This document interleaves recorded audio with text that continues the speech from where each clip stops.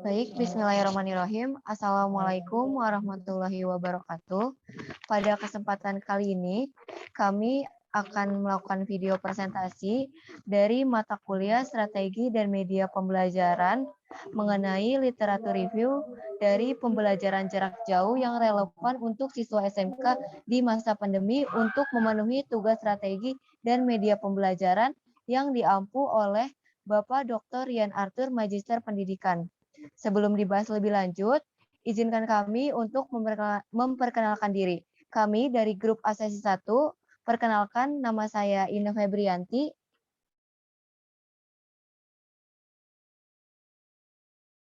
Saya Muhammad Tihya. Saya Lea Frilia. Saya Nandita Novia Salsabil.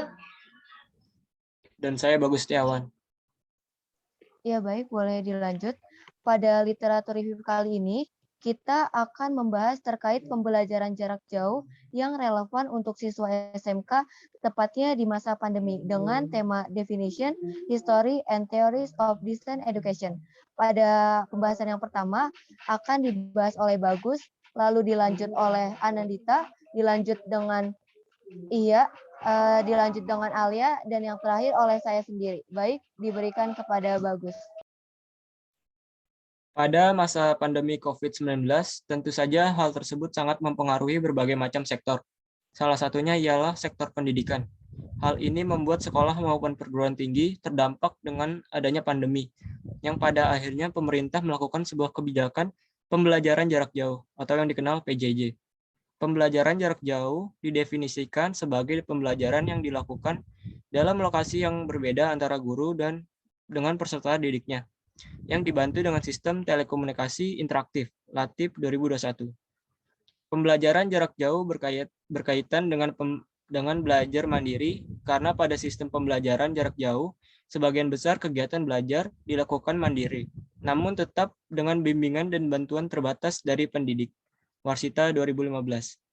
Selain itu, aktivitas dan tugas pembelajaran dari rumah pun dapat bervariasi, dapat menggunakan sarana pendukung. Jika tanpa menggunakan sarana pendukung, maka pembelajaran jarak jauh tidak bisa dilakukan. Fitrianto dan Indonesia 2020.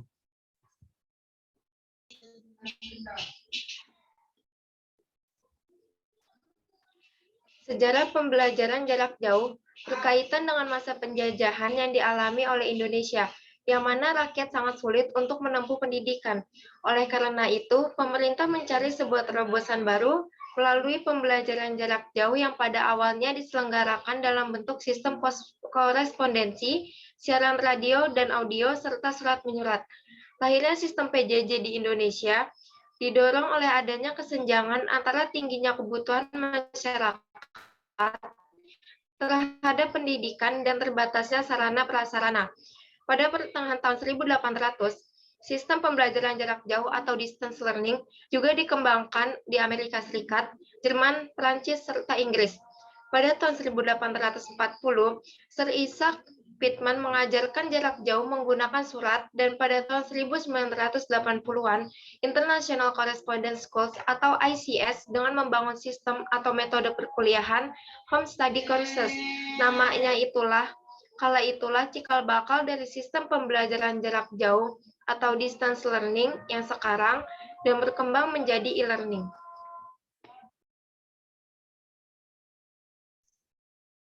Dalam pembelajaran jarak jauh, terdapat beberapa teori.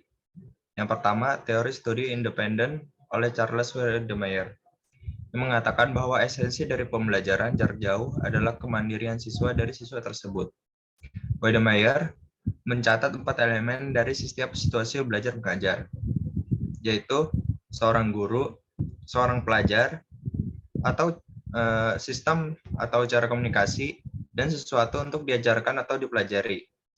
Lalu yang kedua, ada teori studi independen oleh Michael Moore, yang mengatakan bahwa pembelajaran jarak jauh menguji 2 variabel dalam pendidikan, yaitu jumlah otonomi peserta didik dan jarak antara guru dengan siswa. Dalam teori of independent study, ini menguji 2 variabel.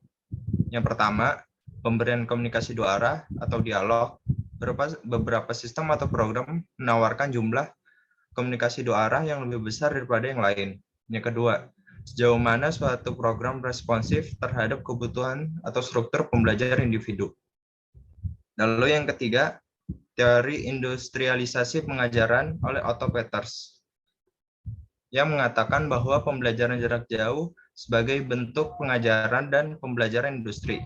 Dalam teori industri pengajaran, Otto Peters dari Jerman mengembangkan pandangan tentang pendidik jarak jauh sebagai bentuk pengajaran dan pembelajaran industri.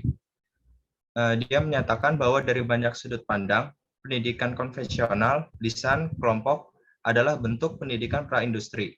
Menggunakan teori ekonomi dan industri, Peters mengusulkan kategori baru untuk analisis pendidikan jarak jauh, yaitu rasionalisasi, divisi kerja, mekanisasi, rakitan, produksi massal, pekerja persiapan, perencanaan, organisasi, metode kontrol ilmiah, formalisasi, standarisasi, perubahan fungsional, perwujudan, konsentrasi, dan sentralisasi. Peters menyimpulkan bahwa agar pengajaran jarak jauh menjadi efektif, prinsip pembagian kerja adalah blok bangunan pengajaran jarak jauh. Lalu yang keempat terdapat teori interaksi dan komunikasi oleh Holmberg yang mencatat bahwa teorinya memiliki nilai penjelas dalam menghubungkan efektivitas pengajaran yang mengandung hakikat mengajar, emosional, partisipasi, motivasi, dan juga fasilitas. Selanjutnya, yang kelima, terdapat teori andragogi oleh Malcolm Knowles yang mengatakan bahwa sejumlah karakteristik yang dibutuhkan dalam sistem pembelajaran jarak jauh dirancang untuk pelajar dewasa. Hal tersebut relevan karena kebanyakan orang dewasa terlibat dalam pendidikan jarak jauh. Dan andragogi berkaitan dengan kerangka kerja untuk program yang dirancang untuk pelajar dewasa.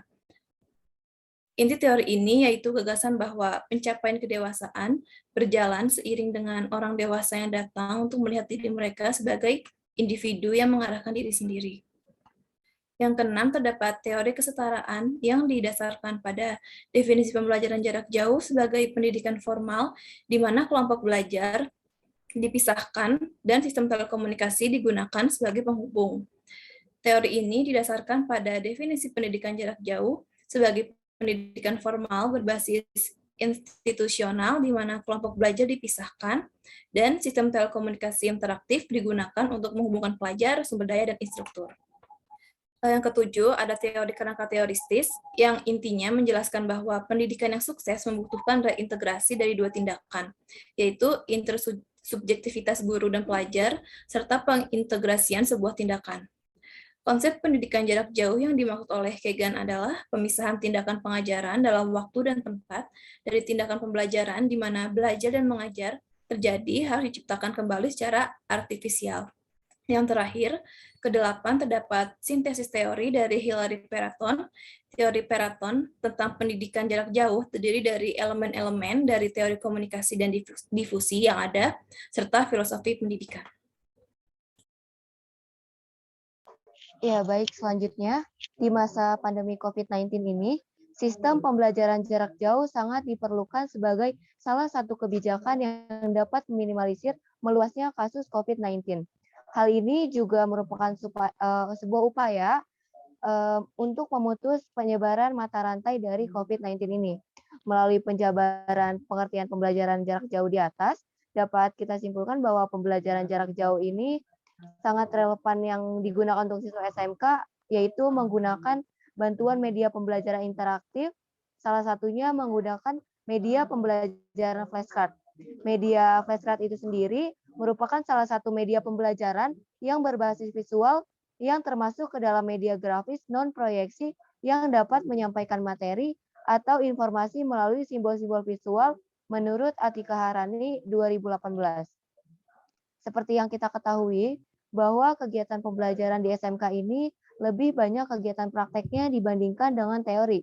Hal tersebut tentu saja membutuhkan bantuan media pembelajaran interaktif sebagai alat bantu selama pembelajaran jarak jauh berlangsung di masa pandemi COVID-19 ini. Kegiatan pembelajaran jarak jauh juga dapat dibantu dengan penggunaan e-learning dan model blended learning. Hal ini karena e-learning dan model blended learning sangat fleksibel dan mudah diakses dengan cepat tanpa terhalang waktu maupun tempat. Penggunaan e-learning dalam proses pendidikan juga dapat memberikan sebuah kontribusi untuk memperbaiki mutu pendidikan dan keterampilan teknologi untuk peserta didik. Kemudian, alat bantu lain yang dapat digunakan adalah seperti e-modul yang juga dapat menjadi media pembelajaran interaktif agar lebih efektif, yang di dalamnya terdapat seperti video animasi, video tutorial, ataupun simulasi pembelajaran dari setiap materi agar nantinya para peserta didik dapat memahami atau melihat gambaran secara visual sebagai contoh dari kegiatan praktek yang akan mereka lakukan. Selain itu, dalam pembelajaran jarak jauh juga diperlukannya interaksi untuk memicu keaktifan peserta didik di masa pandemi COVID-19 ini. Baik, cukup sekian penjelasan literatur review dari pembelajaran jarak jauh yang relevan untuk siswa SMK di masa pandemi dari grup A sesi 1 dalam mata kuliah media dan pembelajaran sistem strategi dan media pembelajaran dari kelompok kami. Kurang lebihnya mohon maaf. Wassalamualaikum warahmatullahi wabarakatuh. Terima kasih.